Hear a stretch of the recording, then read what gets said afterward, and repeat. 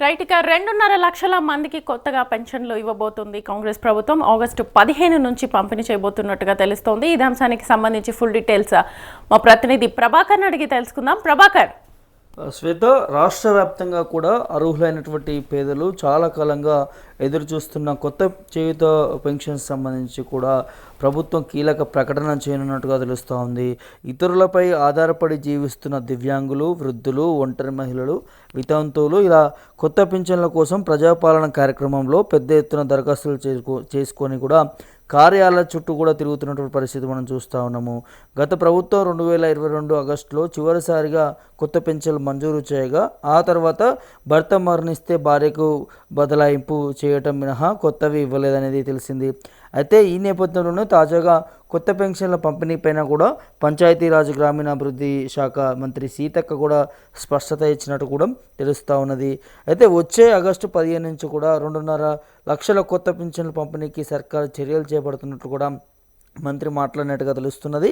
ముందుగా ప్రథమ ప్రాధాన్యతగా కింద కూడా ఒంటరి మహిళలకి ఇస్తారన్నట్టుగా తెలుస్తుంది. తర్వాత వితంతువులకి ఈ పింఛన్లు అందజేస్తారట్టుగా కూడా తెలుస్తూ ఉన్నది. అయితే ఇందుకు సంబంధించినటువంటి విధి విధానాలను కూడా ప్రభుత్వ పరంగా సమగ్రంగా సిద్ధం చేస్తున్నట్లు తెలిపారు మంత్రి సీతక్క. ఇటీవల మహబూబాబాద్లో కొత్త పెన్షన్లు ఇవ్వబోతున్నట్లు కూడా తాను చేసినటువంటి ప్రకటనకు కట్టుబడి ఉన్నాననేది, శాఖపరంగా బలమైనటువంటి కార్యాచరణను కూడా రూపొందిస్తామనేది మంత్రి సీతక్క పేర్కొన్నట్టు కూడా తెలుస్తూ ఉన్నది. అయితే మరోవైపు ఈ నెల 29న ముఖ్యమంత్రి రేవంత్ రెడ్డి అధ్యక్షతన కూడా పంచాయతీరాజ్ గ్రామీణాభివృద్ధి శాఖకు సంబంధించినటువంటి కార్యకలాపాలు, అమలు అవుతున్నటువంటి అభివృద్ధి కార్యక్రమాలు, వివిధ పథకాల పురోగతిపై కూడా ఉన్నత స్థాయి సమీక్ష జరగనుందనేది తెలుస్తూ ఉన్నది. అదే ఈ సమావేశంలో తెలంగాణ జలసిరి కార్యక్రమం, విబిజీ రామ్జీ అమలు తీరుతో పాటు చేయూత పెన్షన్ల పథకం విధి విధానాలపైన కూడా సీఎం సమీక్ష చేయనున్నట్లు కూడా అధికార వర్గాలు వెల్లడిస్తున్నటువంటి నేపథ్యం కూడా కనిపిస్తూ ఉన్నది. అయితే ఇక్కడ ఇదిలా ఉంటే మాత్రం ప్రస్తుతం పెన్షన్దారులకు సంబంధించి గత కొన్ని నెలలుగా కొనసాగుతున్నటువంటి లైవ్ అథెంటిఫికేషన్ ముఖ గుర్తింపు సర్వేను కూడా ఈ నెలాఖరు నాటికి కూడా అత్యంత వేగంగా పూర్తి చేయాలనేది రాష్ట్ర పేదరిక నిర్మూలన సంస్థను ప్రభుత్వం ఆదేశించినట్టుగా తెలుస్తూ ఉన్నది.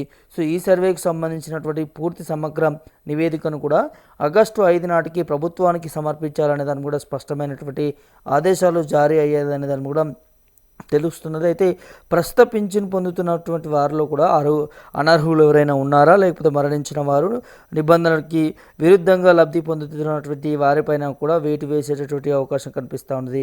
గత 3 నెలలుగా క్షేత్రస్థాయిలో కూడా ఈ సర్వే ముమ్మరంగా కొనసాగుతుందని చెప్పవచ్చు. అయితే ఇప్పటి వరకు కూడా సెర్చ్కి సంబంధించి నిర్వహించినటువంటి ఈ సర్వేలో కూడా ప్రాథమికంగా 1,21,229 సంబంధించినటువంటి మందిని కూడా అనర్హులుగా అధికారులు గుర్తించినట్టు కూడా తెలుస్తున్నది.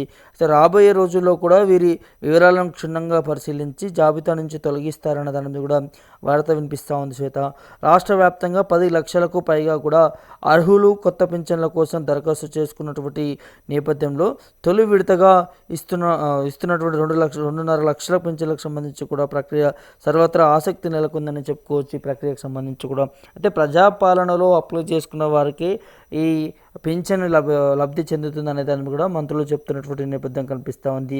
ఆ ప్రజాపాలనలో అప్లై చేసుకోకుండా బయట చాలా వరకు కూడా ప్రజాపాలన ఫామ్స్ అయిపోయిన తర్వాత కూడా చాలామంది దరఖాస్తులు పెట్టుకున్నారు, కానీ దానికి మాత్రం వర్తించదు. కేవలం అభయహస్త ఫామ్లో ఏదైతే 6 గ్యారెంటీలకు సంబంధించినటువంటి సంక్షేమ పథకాలు ఉన్నాయో అందులో ఈ పెన్షన్ చేయూత పెన్షన్లకు సంబంధించి టిక్ మార్కు చేసుకుని అందులో మెన్షన్ చేస్తేనే ఇప్పుడు వీరికి ఈ పథకంలో లబ్ధి చేకూరేటటువంటి అవకాశం ఉంటుంది, లేకపోతే పెన్షన్ రానేటటువంటి పరిస్థితి కూడా ఉంటుందనే దాన్ని కూడా రాష్ట్ర ప్రభుత్వం నుంచి స్పష్టంగా చెప్తా ఉంది. దాంతోపాటు ఈ దాదాపు గత ప్రభుత్వంలో నిబంధనలకు విరుద్ధంగా కూడా కొత్త పింఛన్స్ ఇచ్చింది అనే దాన్ని కూడా రాష్ట్ర ప్రభుత్వం చెప్తున్నది. సో వాటితోని అదేవిధంగా మరణించినటువంటి వారి లెక్కలతో కూడా అంతా పోలిస్తే దాదాపు ఇప్పటివరకు కూడా ఈ సర్చ్ ఆపరేషన్ ద్వారా కూడా 1,21,229 మందిని కూడా అనర్హులుగా గుర్తించినట్టు కూడా తెలుస్తోంది. ఈ సర్వేకి సంబంధించి కూడా ఇంకా రాబోయే రోజుల్లో కూడా క్షుణ్ణంగా పరిశీలిస్తే మరికొంతమంది జాబితా కూడా తొలగించేటటువంటి అవకాశం ఉంటుంది అనే దాన్ని కూడా అధికారులు చెప్తున్నటువంటి పరిస్థితి కనిపిస్తూ ఉంది. సో ఎటకేలకు పింఛన్దారులకి అభ్యర్థులకి వారికి ఒక గుడ్ న్యూస్ అని చెప్పుకోవచ్చు. సో చాలా రోజుల నుంచి కూడా గతంలో కేసీఆర్ ప్రభుత్వం ఉన్నప్పుడు 2022లో ఈ కొత్త పింఛన్స్ అనేది ఇవ్వడం జరిగింది. అవి కూడా చాలా తక్కువగా ఇచ్చినటువంటి పరిస్థితి మనం చూస్తాము. ఇప్పుడు మరి కాంగ్రెస్ ప్రభుత్వం అధికారంలోకి వచ్చిన తర్వాత కూడా చేయూత పింఛన్కి సంబంధించి పెంచడం పైన కూడా ప్రభుత్వం ఆలోచిస్తున్నది. దాంతోపాటు ఇప్పుడు కొత్త పింఛన్లు ఇవ్వడమే ధ్యేయంగా పెట్టుకొని కూడా 2.5 లక్షల వరకు కూడా మరి ఆ లబ్ధిదారులందరూ కూడా మొదటి విడతలో కూడా పింఛన్స్ ఇస్తాము అనే దాన్ని కూడా చెప్తున్నటువంటి నేపథ్యం కనిపిస్తూ ఉంది. మొత్తంగా ఈ అభయహస్త ఫామ్లో కూడా 10 లక్షలకు పైగా కూడా పింఛన్దారులు తెలంగాణ రాష్ట్ర వ్యాప్తంగా కూడా అప్లై చేసుకున్నట్టుగా తెలుస్తూ ఉంది. ఇందులో తొలి విడతలో 2.5 లక్షలు ఇస్తారనే దాన్ని కూడా స్పష్టంగా తెలుస్తూ ఉంది. Shweta. Right Prabhakar, thank you.